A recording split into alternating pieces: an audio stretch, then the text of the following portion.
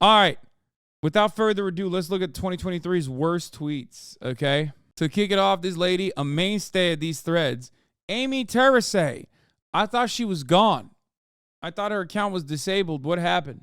Turns out, I guess she's back. Amy, in many ways, was like a revolutionary pioneer because I feel like she was the first heel turn. You know what I mean? For those of you who don't know, this was like one of the OGs who went from like I love Bernie Sanders to like, I think that my Groyper friends and Groyper friends, like, together will save white society. Like that sort of like insane heel turn. Like she became like a straight up white supremacist. Anyway, let's look at what this tweet is. I don't think it's a coincidence. Well, she is also Australian, I think. So she would be saying, I don't think it's a coincidence that Andrew Tate is half black. He represents a kind of forbidden fruit. Hypersexual, half man, half beast.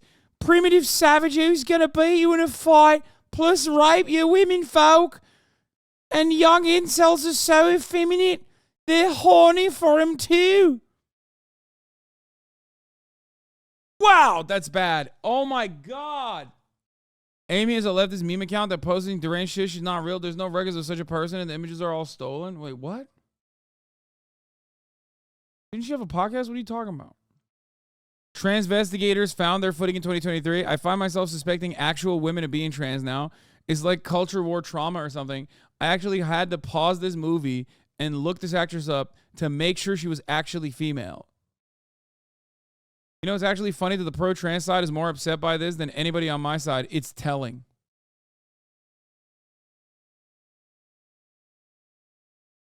That's awesome. I love, as you guys know, big fan of transvestigators and transvestigations. Called it a while back. It is the final stage of the mental, the mental degradation. Like, transphobia is a mental illness. 100%. People say like, oh, being trans is a mental illness. Fuck no. Okay? Transphobia, unironically, is a mental illness. And if you get to the last stage of transphobia, you become a transvestigator. And then if you follow through on that insanity, you will inevitably start questioning if people that gave birth to you are trans secretly. Okay? Anyway. Love that. It's turf brain and, you know, terminal case turf brain. All right, Taylor Swift. Speaking of mental illness. 4 years ago, not Taylor Swift herself, I mean, of course. 4 years ago today, Taylor Swift looked urethral at the Golden Globe Awards. Yeah, urethral. I think she meant ethereal, but that's cool. You know, like the bisexuals that Barack Obama likes. This one, Jessica O'Donnell says, happy 2023, y'all. Trust God. Spend time with family. Don't give up your rights. Shoot guns and watch college football. Blaze Editor, whose New Year's goals were to shoot guns and watch college football, shoots self in foot during college football championship.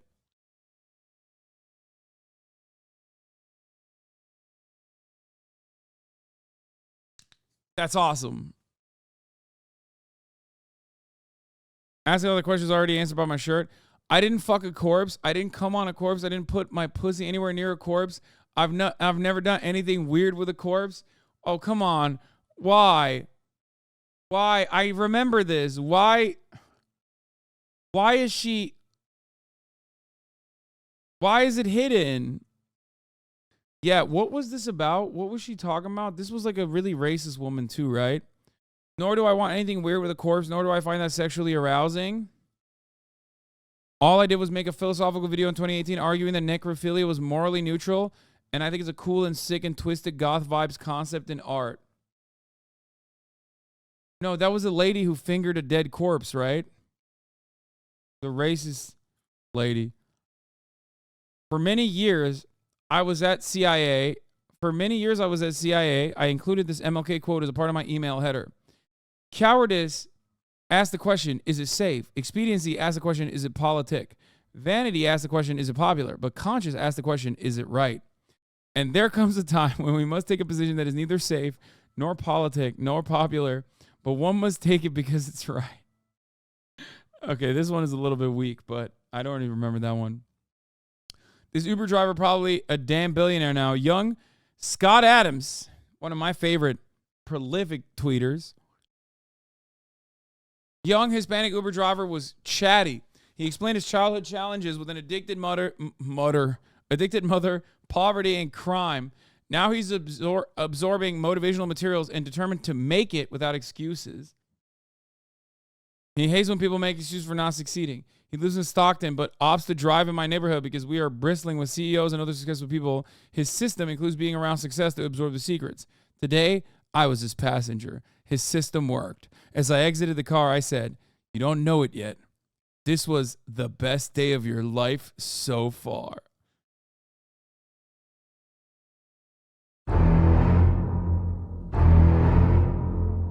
That's so good. This party sound. Oh, this one is a phenomenal one, of course. I don't like the taste or effects of most alcohol, but there's something quite beautiful about a red wine in a fine glass. And then the biggest dick rider of all time, this fucking dipshit Peter Pham. I remember pouring you a glass at a friend's house in San Francisco after another mutual friend's wedding in 17. I was decanting another. You didn't want to wait. Honey Badger drinks when he wants. Ah, laughing, crying, smiley face. I made the clutch move of ordering us pizza at 1 a.m. So many nerds want to fuck Elon Musk, dude. They have a genuine psychosexual relationship with Elon Musk. Like, they want to fuck and suck him. It's very weird. Okay, this is about Zoomers. It's about Zoomers. Zoomers who are anti-sex. Are you ready for this? I really hate sex scenes in movies and TV shows, like real bad. I wish they would use like 2 seconds to imply they had sex and then cut to the next scene. My issue is that we, the viewer, have not consented to participate. We're the third person in the room when these acts are being committed in front of us, and the lack of consent is icky at best. There's something wrong with Zoomers, man. When it comes to sex, like any kind of depiction of sex, Zoomers are fucking so brain broken. I swear to God. Bill Crystal says, if the balloon had anti-black history messages stenciled on it, or if it were dropping anti-trans pamphlets down the earth, or if it were broadcasting denunciations of wokeness nonstop, MAGA would be pro-balloon. They'd be welcoming the balloon. They'd be worshiping the balloon. Oh, Bill Crystal. My experience online has suggested to me that those who habitually use dude and bro are the derisive, narcissistic, Machiavellian, sadistic trolls. Concluded after reviewing thousands of derogatory and inflammatory comments. They use bra and diminutive nicknames in LMFAO and LOL and OMFG as well.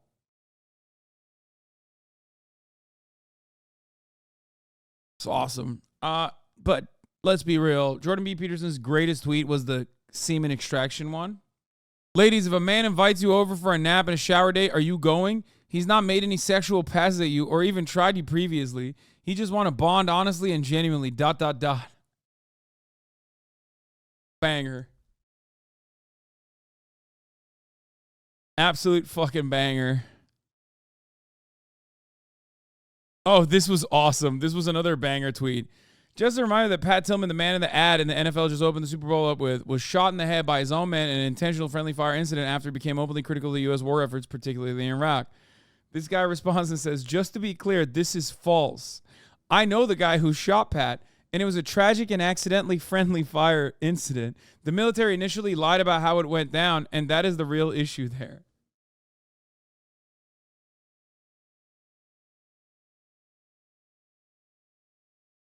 At Donut Operator made a great point on this one. Hogwarts isn't a soft target because the teachers and students can defend themselves.